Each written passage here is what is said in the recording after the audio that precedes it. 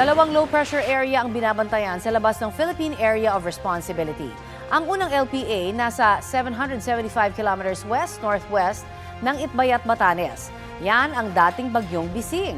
Inaasahan pong hihina pa ito habang dumaraan ito sa kalupaan ng China. Nag-dissipate naman o nalusaw ang LPA na nasa Batanes area. Patuloy na lumalakas ang isang LPA na namataan 1,960 kilometers east-northeast ng extreme northern Luzon. Posible po itong maging bagyo. Sa ngayon, wala pang epekto sa lagay ng ating panahon ang mga nasabing LPA. Hanging habagat pa rin po ang umiiral sa bansa. Sa mga susunod na oras, posible ang light to moderate rain sa halos buong bansa base sa rainfall forecast ng Metro Weather. Posible po ang heavy to intense rains na maaaring magdulot ng baha o landslide.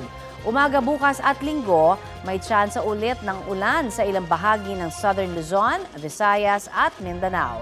Magiging malawakan na rin po ang ulan pagsapit ng hapon at gabi. Uulanin din muli tayo rito sa Metro Manila ngayong weekend. Sa ilang araw ng pag-uulan, patuloy namang nagpapakawala ng tubig ang Ambuklao at Binga Reservoir sa Benguet. Tig-isang gate ang nakabukas ngayon sa mga nasabing dam dahil halos naabot na ng mga ito ang high water level.